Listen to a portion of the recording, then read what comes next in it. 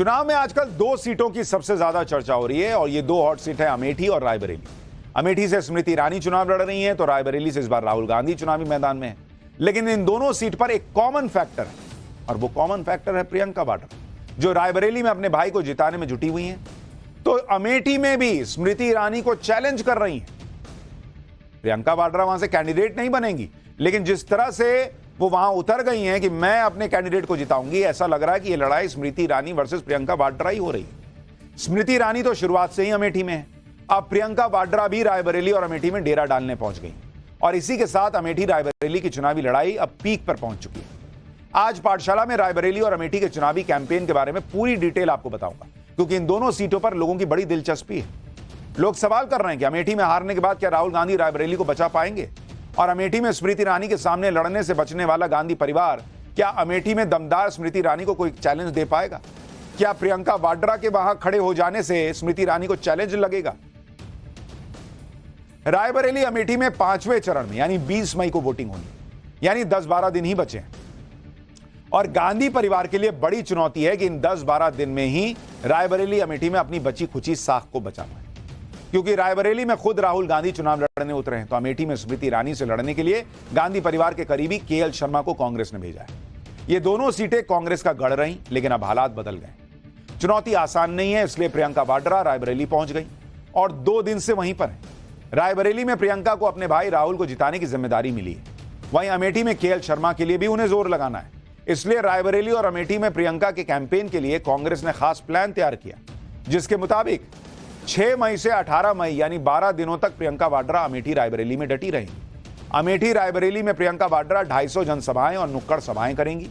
प्रियंका वाड्रा का टारगेट दोनों संसदीय क्षेत्रों में 400 से 500 इलाके कवर करने का है, जिसके लिए प्रियंका वाड्रा हर रोज 20 गांवों का दौरा करेंगी। प्रियंका वाड्रा के प्रचार अभियान के लिए 500 लोगों की कोर टीम बनाई गई।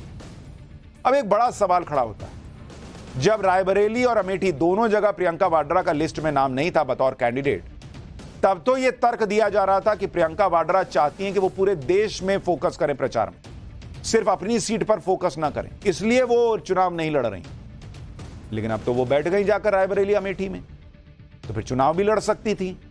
वहां पे भी तो चुनाव लड़ने के लिए बैठना ही था। अब देश पर फोकस कहां गया और वो तर्क क्या था फिर, सोचिए।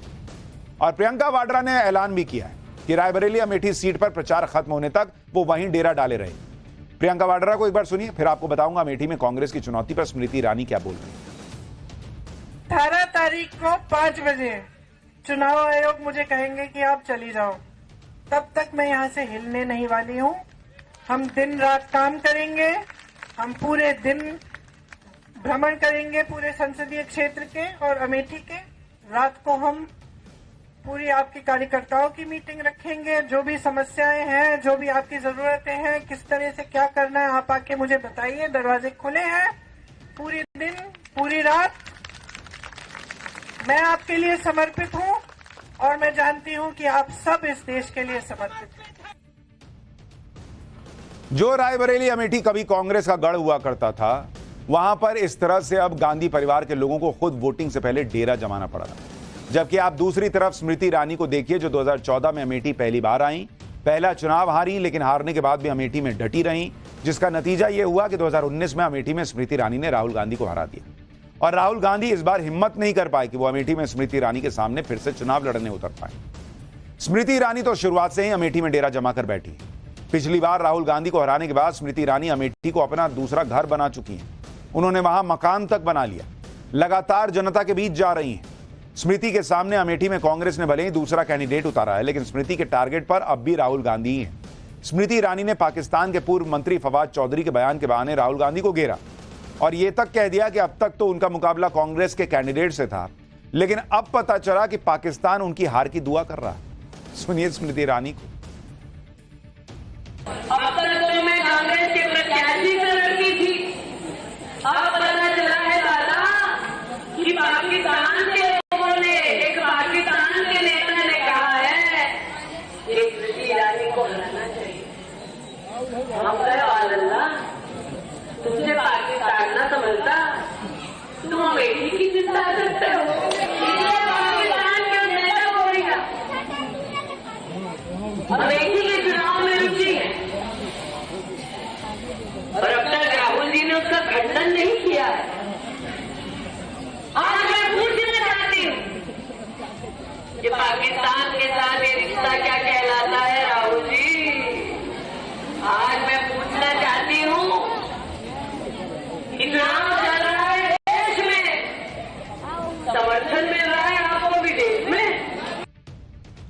अब यह जानना भी जरूरी है कि अमेठी जीतने के लिए कांग्रेस ने क्यों पूरा जोर लगा दिया।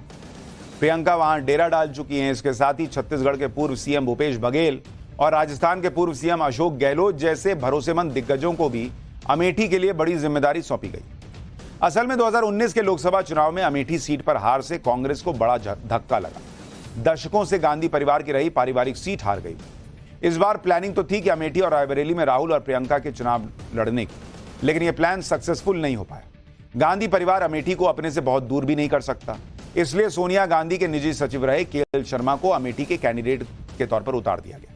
अब कहा जा रहा है कि कांग्रेस अमेठी जीतकर यह बड़ा मैसेज देना चाहती कि राहुल गांधी को हराने वाली स्मृति ईरानी को तो सोनिया गांधी के निजी सचिव ने ही हरा दिया। अमेठी कांग्रेस का ही गढ़ है और 2019 की जीत बीजेपी के लिए बस एक तुक्का थी। इसलिए प्रियंका जी जान से अमेठी में जुट गई हैं स्मृति ईरानी को हराने के लिए।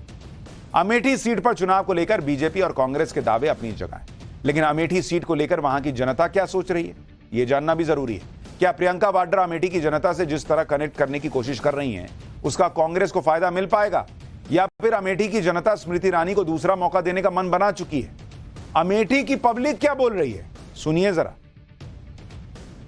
यहाँ पर भाजपा चुनाव जीत रही है, यहाँ पर मोदी चुनाव जीत रहे हैं, यहाँ पर योगी जी की नीति चुनाव जीत रही है, यहाँ पर दीदी स्मृति ईरानी जी प्रचंड वोटों से चुनाव जीत रही हैं। अमेठी से स्मृति ईरानी जीत रही हैं चुनाव। क्यों? उन्होंने काम किया है। यहाँ से जाहिर सी बात है दीदी स्मृति ईरानी ही चुनाव जीतेंगे। यहाँ से तो दीदी चुनाव जीत रही हैं। क्यों? कि विकास हुआ है। किशोरी लाल शर्मा चुनाव जीत रहे हैं। क्यों? इसलिए क्योंकि राहुल गांधी यहाँ से चुनाव नहीं लड़े, उनके स्थान पर किशोरी लाल शर्मा लड़े, इसलिए जनता ने राहुल गांधी मान के किशोरी लाल शर्मा को मतदान कर रही है।